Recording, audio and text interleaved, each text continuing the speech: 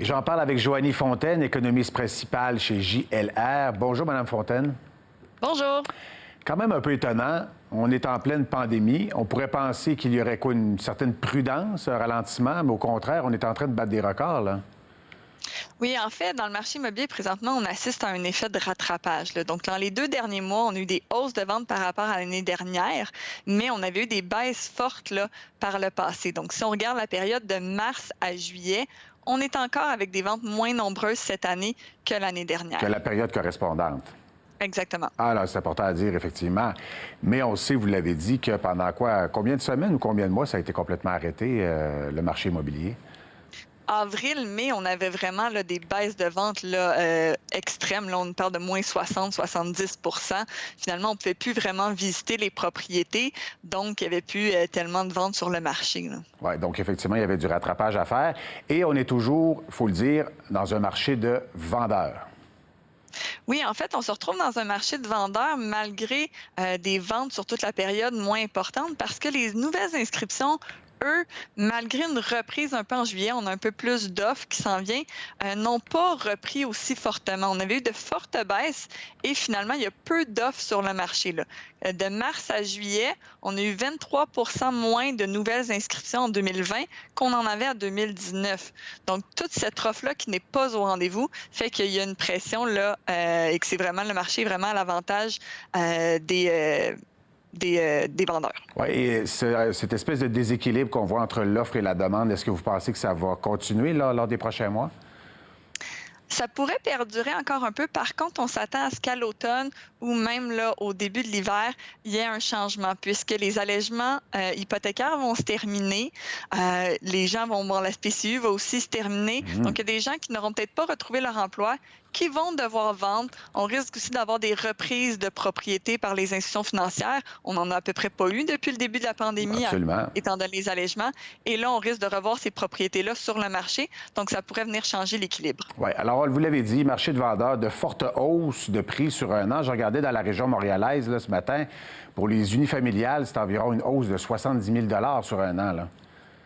Oui, il y a 2 phénomènes qui expliquent ça. Premièrement, il y a une partie de la hausse qui vient d'avant la pandémie. Donc, on parle sur un an. Donc, les premiers mois avant la pandémie, on avait quand même un marché qui était très actif. Puis là, ça continue d'augmenter étant donné l'offre qui est très basse. Donc, il y a beaucoup de compétition pour les unités qui sont sur le marché parce que finalement, il y a peu d'unités sur le marché. Donc, même si on n'a pas une demande peut-être aussi forte étant donné la pandémie, bien, on a quand même un certain déséquilibre. Et là, on voit une hausse de prix, donc surtout dans la banlieue. Puis là, on parlait de la banlieue, mais on pourrait même dire la grande couronne, notamment de Montréal. C'est un phénomène qu'on remarque depuis plusieurs années. Est-ce que vous pensez que de plus en plus, on va voir une espèce d'exode, donc à l'extérieur des villes? On voit un gain là, dans la banlieue et même plus loin, jusqu'à 1 heure 30 de Montréal. On a un certain engouement dû au télétravail. En fait, l'aspect télétravail permet aux gens de dire je vais m'éloigner tout en gardant une distance raisonnable avec le bureau. Donc, OK. on se dit si je travaille 3-4 jours à domicile, 1-2 journées au travail, bien, je peux m'éloigner, me permettre une maison plus grande pour un prix qui est moindre qu'en ville. Donc, on voit un certain intérêt. Il va falloir voir si ça va rester, mais si le télétravail reste un peu, on s'attend à ce qu'il y ait un certain rééquilibrage entre le centre-ville et les banlieues plus éloignées. Bon, la pandémie, on ne sait pas combien de temps ça va durer. On ne sait même pas si on aura un vaccin. Est-ce que vous entrevoyez une baisse des ventes? Alors, vous m'avez parlé peut-être à l'automne qu'on risque d'avoir un changement de schéma, là. Mais c'est ça. À l'automne, début de l'hiver, on risque d'avoir un changement parce qu'on n'aura plus cet effet rattrapage, là. L'effet rattrapage va se terminer à un certain point. Donc, c'est à ce moment-là qu'on risque de voir davantage les impacts de la pandémie et qu'on pourrait voir plus là, des reculs de vente, des prix qui stagnent un petit peu plus. Encore là, ça va dépendre grandement des régions, hein. Tantôt, on parlait là, des secteurs qui vont être plus favorisés, des secteurs plus défavorisés par rapport à la pandémie, des types de propriétés aussi qui pourraient être plus avantagés par rapport à d'autres. Donc, c'est difficile de faire un constat général, mais oui, c'est là qu'on va plus voir les effets de la crise économique, finalement, que la pandémie a créé. Oui, peut-être un petit mot également sur le marché immobilier dans la région de Québec. On voit également donc une hausse de 43 des ventes. Alors, c'est solide, ça aussi, là. Oui, on a une belle reprise à Québec, un peu le même effet rattrapage qu'on a à Montréal.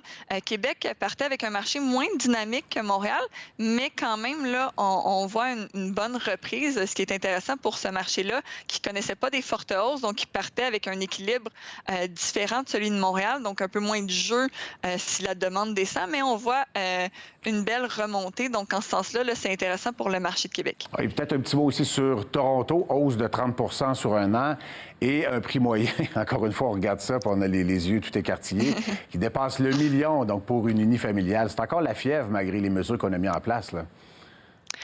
Il y a encore, eux aussi ont un effet de rattrapage, tout comme nous. Puis il y a encore des bonnes hausses de prix, mais c'est quand même rien à voir à ce qu'il y avait il y a quelques années. Là, il y a quelques années, des hausses de prix, ça fait excéder le 30 Là, on est dans des chiffres un petit peu plus raisonnables, mais ça reste un marché vigoureux et eux aussi ont l'effet rattrapage finalement, là. Alors, c'est à suivre lors des prochains mois. Joanie Fontaine, merci beaucoup d'avoir été avec nous. Merci.